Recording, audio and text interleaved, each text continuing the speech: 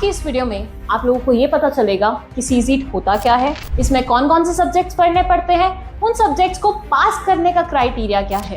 किसी भी इंसान को अगर ये प्रोफेशनल डिग्री चाहिए तो उसको पार करने पड़ते हैं ये 3 पड़ाव, या फिर आई शुड से ये 3 लेवल्स। अगर आप सीजीट स्टूडेंट हैं तो इस सब्जेक्ट को थोड़ा सा अच्छे से समझिएगा, ध्यान से पढ़िएगा, क्योंकि सीएस बनने के बाद ना ये आपका प्रैक्टिकली बहुत ज्यादा काम आएगा। हेलो मेरे प्यारे बच्चों, कैसे हो आप सब। मैं हूं आपकी सीएस पायल पोपली मैम और मैं आप लोगों के लिए लेके आई हूं आज एक बहुत ही important video. Why I am calling it an important video? Reason being, Payal ma'am आज आपके साथ डिस्कस करने वाली हैं ICSI CGET के बारे में, या फिर CSEET के बारे में, या फिर CSEET के बारे में, मतलब जो भी आप इसको बुलाते हैं उसके बारे में।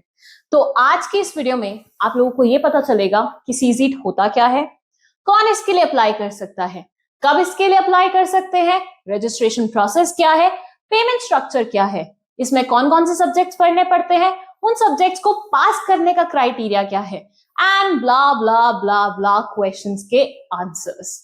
यस, आज की इस वीडियो से पायल मैम ट्राई करेंगी सीजीट से रिलेटेड A to Z जितने भी क्वेश्चंस आपके दिमाग में हो वो सारे के सारे आंसर हो जाएं। तो आप लोगों को क्या करना है, अपने एंड पे इस वीडियो को एंड तक देखना है, और इस वीडियो को देखने के बावजूद भी अगर आपकी कोई क्वेरी होती है तो वो कमेंट सेक्शन में मेंशन करना है। Will be happy to help you guys. ठीक है, तो चले फिर आ जाइए। देखिए, आप सब ने कंपनी सेक्रेटरी प्रोफेशनल कोर्स के बारे में सुना ही होगा। नहीं सुना तो तुम इस चैनल पे क्या कर रहे हो, तुम्हें सुन लेना चाहिए। ठीक है, और वीडियोस भी बनी हुई हैं इसके रिगार्डिंग, तो जाके वो भी देख लेनी चाहिए। ठीक है, बट स्टिल लेमन्स लैंग्वेज में मैं आपको एक बार बता जरूर देती हूं कि सीएस कौन होता है। सीएस बेसिकली कंपनी का वो लॉयर होता है, वो लीगल पर्सन होता है जो कंपनी की सारी लीगल फॉर्मेलिटीज को कंप्लीट करने का काम करता है। मतलब एक ऐसा इंसान जो मेक श्योर करता है कंपनी सारी लीगल ऑब्लिगेशंस को पूरा करे, कॉर्पोरेट गवर्नेंस भी देखता है और भी बहुत सारी चीजें देखता है। वो आपको आहिस्ता आहिस्ता इस जर्नी में समझ में आएगा। ठीक है, तो ये जो प्रोफेशनल है ना सीएस, ये ऐसे ही कोई नहीं बन जाता। किसी भी इंसान को अगर ये प्रोफेशनल डिग्री चाहिए तो उसको पार करने पड़ते हैं ये 3 पड़ाव, या फिर आई शुड से ये 3 लेवल्स। ये लेवल में कौन कौन से एग्जाम्स आते हैं? पहले आता है इसमें सीजीट एग्जाम, फिर आता है सीएस एग्जीक्यूटिव एग्जाम्स, फिर आते हैं सीएस प्रोफेशनल एग्जाम्स। तो अगर आपको अपने नाम के आगे सीएस का प्रीफिक्स लगाना है, जैसे मैंने लगाया हुआ है, तो आपको ये तीनों लेवल्स पार करने पड़ते हैं। अब हम यहां पे सीजीट के बारे में ऐसा बोल सकते हैं कि सीजीट फर्स्ट स्टेप है सीएस जर्नी का। मतलब अगर आप सोचते हैं कि मुझे सीएस बनना है तो जो पहला स्टेप आपको लेना पड़ेगा, पहला कदम आपको लेना पड़ेगा, वो होगा सीजीट।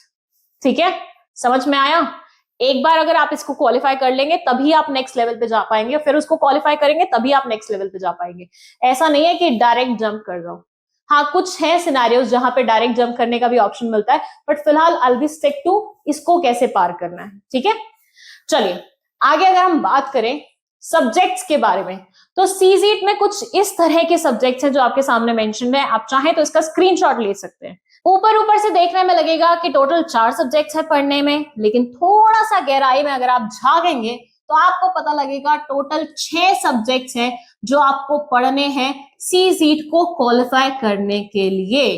यस, आईसीएसआई ने क्या किया, 2 तो इंडिविजुअल सब्जेक्ट्स दिए हैं, लेकिन 2 सब्जेक्ट्स में कॉम्बिनेशन रखा है अलग अलग सब्जेक्ट्स का। तो 6 सब्जेक्ट्स हैं टोटल जो आपको पढ़ने हैं 4 पेपर देने के लिए। अंडरस्टूड? अब इन सब्जेक्ट्स में है क्या वो बता देती हूं। पहला है बिजनेस कम्युनिकेशन। बेसिक इंग्लिश पढ़ी है ना आपने, ग्रामर, नाउन क्या होता है, वर्ब क्या होता है, एडवर्ब क्या होता है, प्रोपोजिशन क्या होती है, टेंसेस कैसे फॉर्म किए जाते हैं, वो सारा का सारा दोबारा से आपको यहाँ पे पढ़ाया जाने वाला है। उसके साथ जब आप प्रोफेशनली कम्युनिकेट कर रहे होते हैं तो आपको किन किन बातों का ध्यान रखना पड़ता है वो भी आपको यहाँ पे पढ़ाया जाएगा। कैसे मेल ड्राफ्ट किया जाता है या कोई भी लीगल पेपर ड्राफ्ट किया जाता है वो भी एडिशनली आपको यहाँ पे पढ़ाया जाने वाला है। अब आई वुड से अगर आप सीजीट स्टूडेंट है तो इस सब्जेक्ट को थोड़ा सा अच्छे से समझिएगा, ध्यान से पढ़िएगा, क्योंकि सीएस बनने के बाद ना ये आपका प्रैक्टिकली बहुत ज्यादा काम आएगा। ठीक है, मतलब लैंग्वेज ऑब्वियसली बहुत ज्यादा मैटर करती है प्रोफेशनल स्टेटस में, तो ये आपको थोड़ा सा अच्छे से लिटरल वे में पढ़ लेना है सब्जेक्ट। वैसे सारे ही पढ़ने हैं बट ये थोड़ा सा प्रैक्टिकल उसमें। ठीक है, चलिए सेकंड जो आपका सब्जेक्ट है वो कॉम्बिनेशन है इकोनॉमिक्स और बिजनेस एनवायरनमेंट का। भाई इकोनॉमिक्स क्या है, वही 11th 12th में जो आपने पढ़ी थी, मोर और लेस वही है। थोड़े बहुत एडिशनल चैप्टर्स ऐड हो सकते हैं, इधर उधर की एडिशनल इंफॉर्मेशन ऐड हो सकते हैं, लेकिन बेस सेम रहेगा। तो ये वही है जो आप 11th 12th में पढ़ते हुए आए हैं।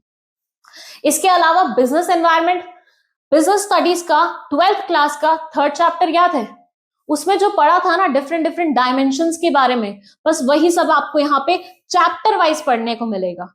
और एक दो एडिशनल चैप्टर्स होंगे जिसमें बहुत ही बेसिक नॉलेज होगी। तो अगेन ये भी आपका बहुत ही इजी सब्जेक्ट रहने वाला है। इजी सब्जेक्ट से मेरा मतलब है स्कोरिंग सब्जेक्ट रहने वाला है। ठीक है, इसके बाद है बिजनेस लॉ एंड मैनेजमेंट।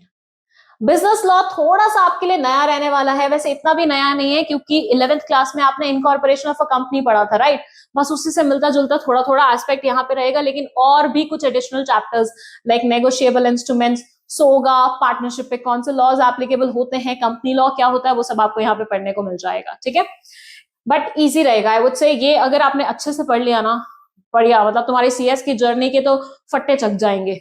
ठीक है, मैनेजमेंट में आपको 12th क्लास में जो फर्स्ट बुक थी ना, वही सेम एग्जैक्टली सेम चिपकाई हुई है, तो वो भी आपको दोबारा से पढ़ने की जरूरत नहीं है। 12th में अगर तुमने पढ़ी हुई है तो तुम्हारे काम आ जाएगी। Okay, last but not the least accounting. ये भी अगेन 11th 12th में जो भी तुमने अकाउंट्स में पढ़ा हुआ है मोर और लेस वैसा ही है। थोड़ी एडिशनल कॉन्सेप्ट्स हो सकती हैं बट ज्यादातर वही होगी जो आप ऑलरेडी पढ़ के आए हुए हैं। ठीक है, तो इस तरह से टोटल 6 सब्जेक्ट्स हैं तुम्हारे। अब इन सब्जेक्ट से पेपर कैसे आएगा वो समझ लो।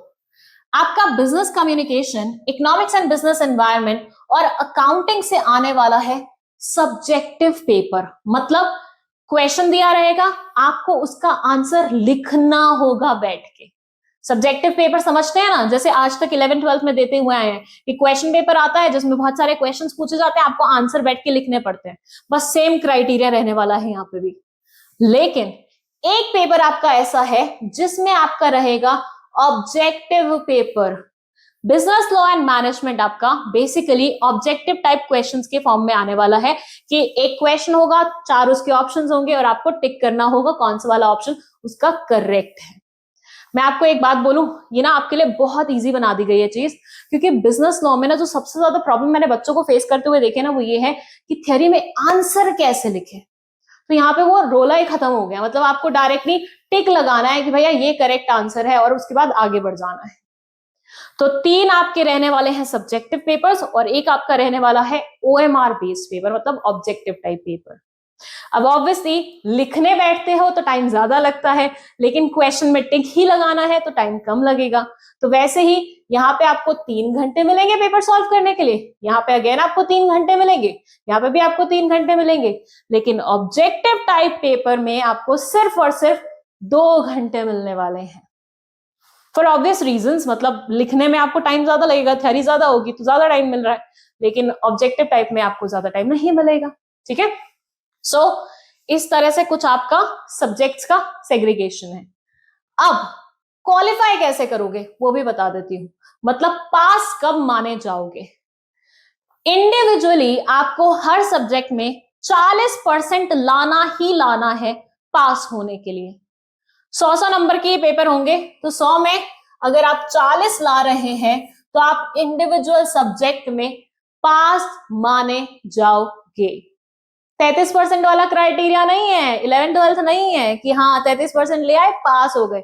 नो, 40% मिनिमम लाना पड़ेगा इन ऑर्डर टू क्वालिफाई। ठीक है, इंडिविजुअल एग्जाम में। अब एक और चीज सुन लो जो नहीं हो रही है तुम्हारे साथ, अग्रीगेट में भी आपको 50% लाना पड़ेगा।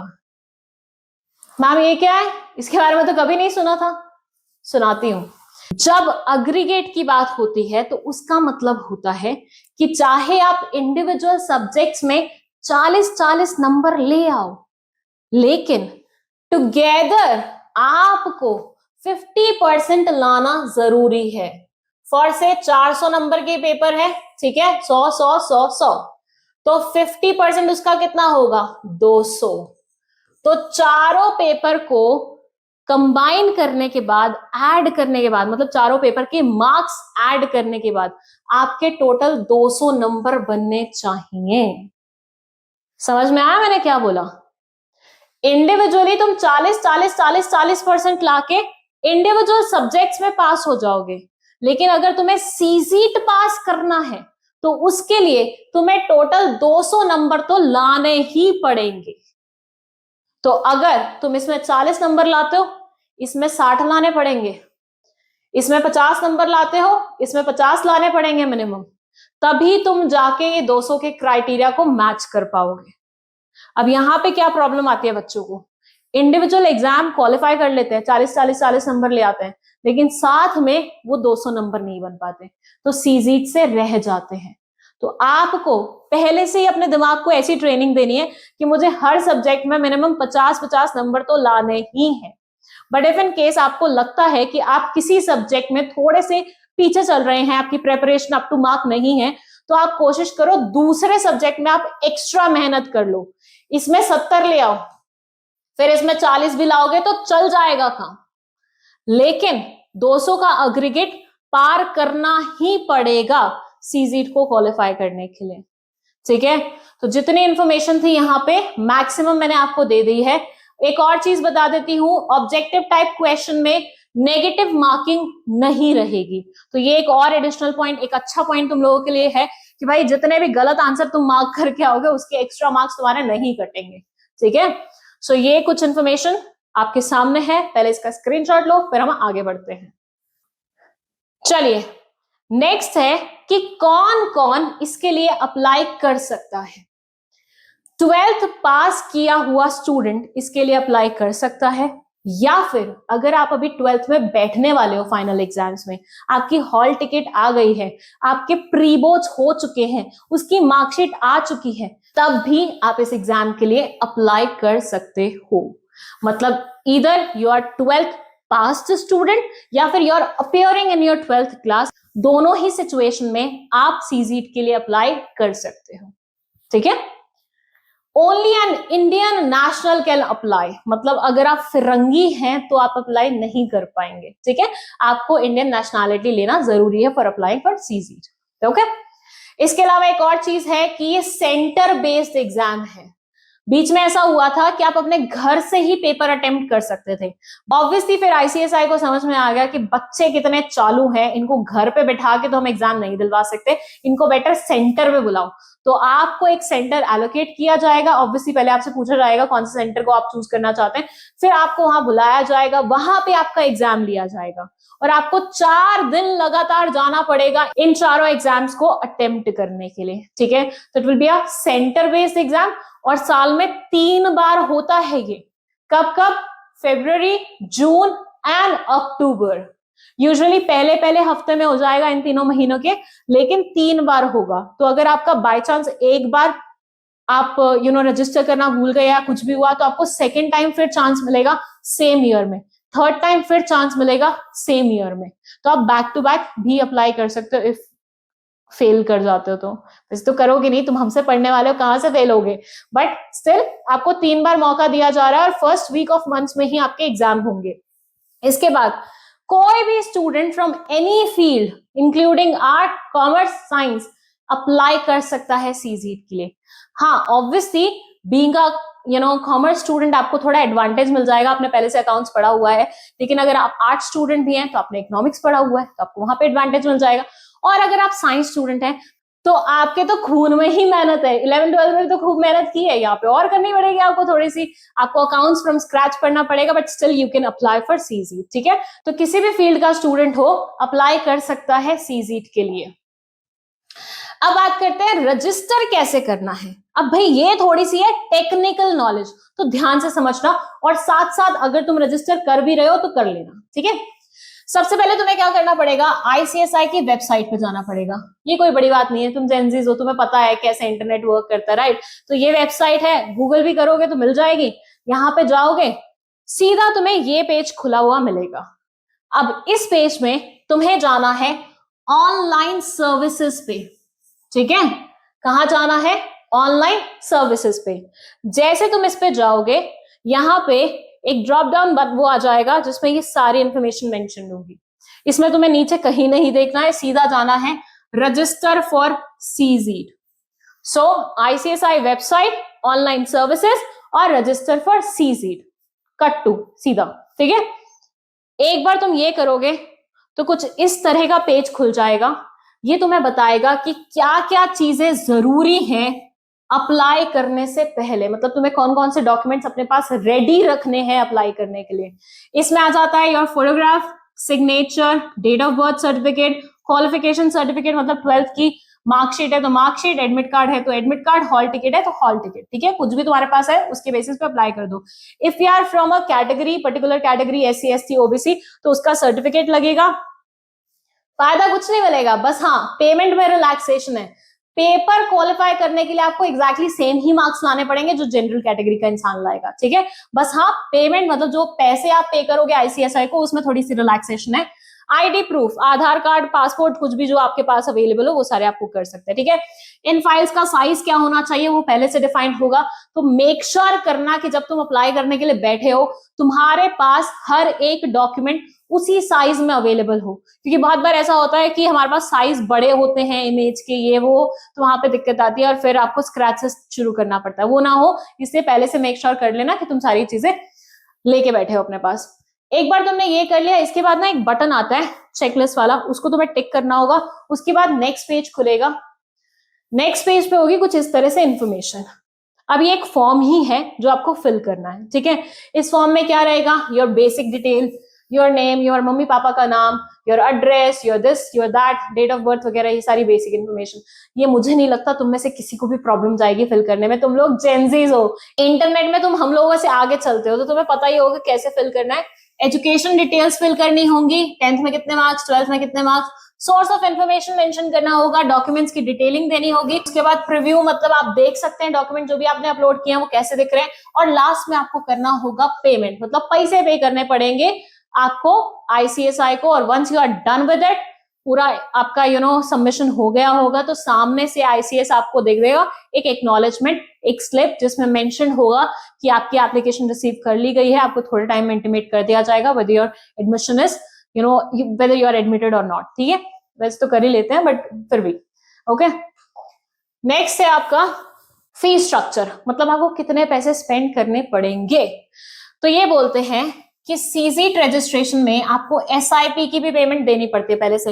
ये एक इंडक्शन प्रोग्राम होता है, 3 दिन का प्रोग्राम होता है जो इंस्टीट्यूट द्वारा कराया जाता है, ऑनलाइन क्लासेस भी रहती हैं उसमें। तो इसको मिला विला के सब कुछ आपको 7500 की पेमेंट करनी है। और पेमेंट जो आपकी एग्जामिनेशन की अलग से होगी वो होगी 1500 पर उसमें। लेकिन इसके लिए मैं आपको बोलूंगी थोड़ा सा आईसीएसआई की वेबसाइट को चेक करते रहना, क्योंकि आईसीएसआई इसे चेंज करता रहता है फ्रॉम टाइम टू टाइम, ठीक है। अभी लेटेस्ट में ये चल रही थी तो मैंने आपको बता दी, लेकिन स्टिल अगर आप अप्लाई कर रहे हो तो पहले चेक कर लेना कि कितनी पेमेंट आपको लेके बैठनी है अपने अकाउंट में, ओके। यहाँ पे जनरल कैटेगरी के लिए ये पेमेंट है, लेकिन SC ST या फिर कोई स्कॉलर स्टूडेंट है या फिर कोई आर्मी रिलेटेड स्टूडेंट है तो उन सब के लिए थोड़ी थोड़ी रिलैक्सेशन दी हुई है, 50% 60%, वो भी देख लेना तुम्हें कितनी मिल रही है, ठीक है। कट ऑफ डेट्स क्या है? जून सेशन के लिए 1 अक्टूबर टू 31 जनवरी है, ठीक है। मतलब अगर आपको जून वाला पेपर देना है तो 1 अक्टूबर टू 31 जनवरी के बीच में आपको अपने आप को रजिस्टर करना पड़ेगा। अक्टूबर सेशन के लिए 1 फरवरी टू 31 में है।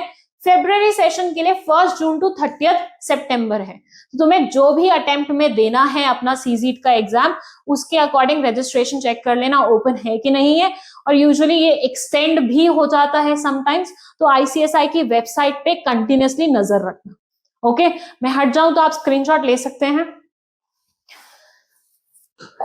नेक्स्ट इज नथिंग, ऑब्वियसली बस आपको क्या करना है, सीजीट में अपने आप को रजिस्टर करना है और बढ़िया तरीके से हम लोगों के पास आ जाना है पढ़ने के लिए। और हम फिर मेक श्योर करेंगे कि आपका सीजीट फर्स्ट अटेम्प्ट में अच्छे मार्क्स के साथ निकले, ठीक है। तो इस वीडियो में बस इतना ही। आप लोगों को जितनी भी इंफॉर्मेशन देनी थी पायल मैम ने अपने एंड से दे दी है, लेकिन अगर आपको स्टिल कोई क्वेरी है तो आप फ्री हैं कमेंट सेक्शन में अपनी क्वेरी लिखने के लिए। अब हम मिलेंगे फाइनली आपके क्लासेस में, तो जल्दी से रजिस्टर कर लो अपने आप को और आ जाओ हम लोगों से पढ़ने के लिए। मिलते हैं जल्दी।